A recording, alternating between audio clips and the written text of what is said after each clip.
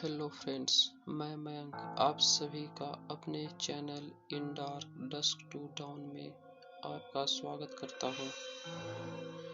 चलिए आज की कहानी शुरू करते हैं।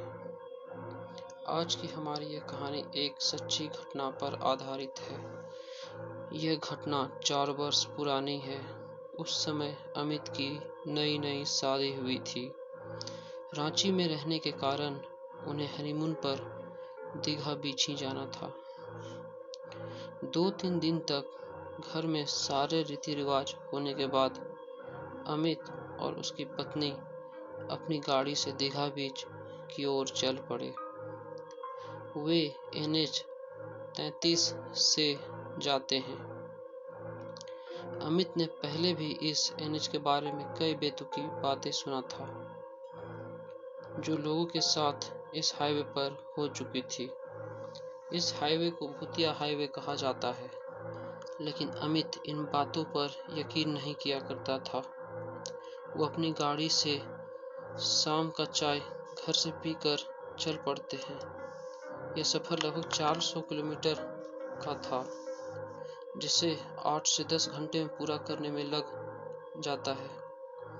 यह NH 33 बरही से होते हुए बहरागोड़ा तक जाता है। इस रोड की सभी तारीफ करते हैं। इसी के साथ इसकी भूतिया कहानी भी सुनाते हैं। अमित इन बातों को कभी नहीं मानता।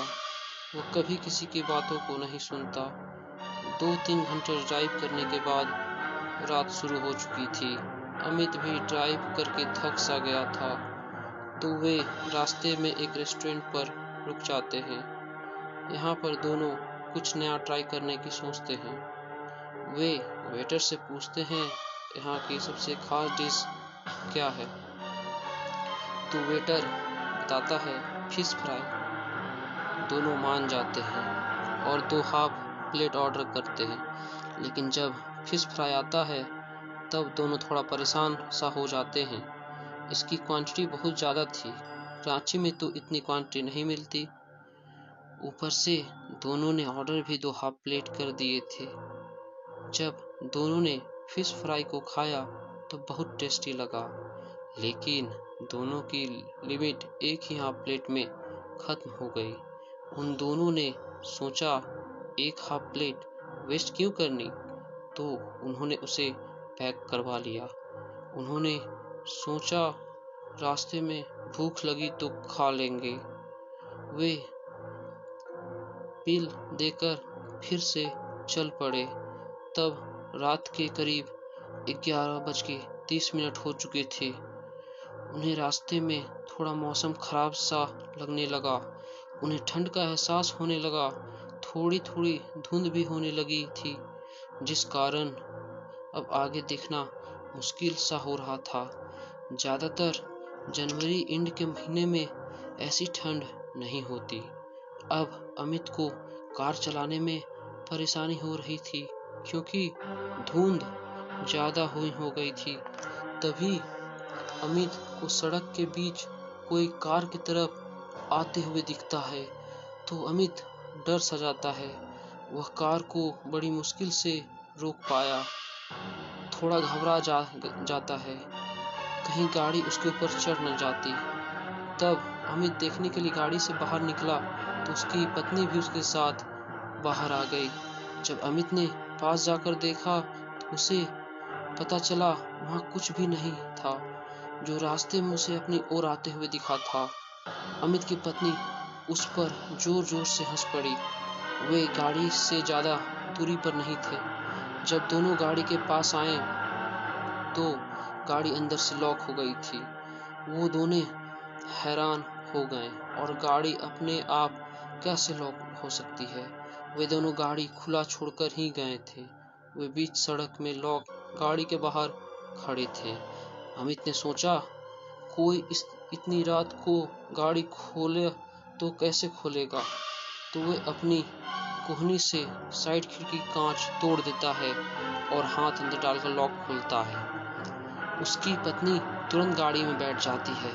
वह जैसे ही गाड़ी के अंदर बैठती है, उसे ऐसा लगता है कि कोई कार के अंदर कुछ ढूंढ रहा है। फिर अमित आता है और उसे ये बात बताती है तो अमित गाड़ी के अंदर बैठकर देखता है तो उसे भी महसूस होता है कि कोई कुछ कार में ढूंढ रहा है। अमित गाड़ी से बाहर आता है और दोनों डर कर गाड़ी से बाहर भागते हैं। दोनों को महसूस होता है यह कोई असाधारण घटना है और उनके पास गाड़ी में ट्रैवल करने के सिवा कोई और ऑप्शन नहीं था। इतनी रात को उन्हें कोई गाड़ी भी नजर नहीं पड़ी। आगे चलने पर उन्हें एक छोटा होटल नजर पड़ता है। वे दोनों बाहर जाकर अपनी बातें बताते हैं तो होटल में बैठा लड़का उन्हें बताता है कि NH-33 को भूतिया हाईवे कहा जाता है, जहां पर ऐसी घटनाएं होनी तो आम रहती हैं। लोगों का कहना है कि यहाँ पर 3-4 अदृश्य चुड़ैल रात को घूमती हैं जो नॉनवेज खाने की शौकीन हैं और उसके लिए भूखी होती हैं। इस कारण कोई भी रात को इस NH-33 से नॉनवेज लेकर नहीं जाता है। आप लोगों के पास भी नॉनवेज होगा शायद। अमित को तभी उस फिश फ्राई की याद आती है। तब होटल में बैठा लड़का उन्हें कहता है आज रात आप दोनों यहाँ पे रुक सकते हैं। तो अमित और उसकी पत्नी उस होटल में रुक जाते हैं। अगले दिन जब वे होटल वाले के साथ कार के पास जाते हैं तो सब हैरान हो जाते हैं। गाड़ी के सब सामान बिखरे हुए थे लेकिन कुछ गायब नहीं था। कार के अंदर जाने पर उन्हें पता चलता है कि फिश फ्राई गायब हो गई है। तब अमित होटल वाले को थैंक्स बोलकर दीघा की तरफ निकल पड़ता है। अब वह भूतिया कहानी और ऐसी कहानी पर भरोसा करने लगता है। तो इतनी सी थी हमारी आज की कहानी। आशा करता हूँ आप सभी को हमारी कहानी काफ़ी अच्छी लगी होगी। अगर आपको हमारी कहानी अच्छी लगी तो प्लीज़ वीडियो को लाइक करें, चैनल को सब्सक्राइब करें और शेयर करें।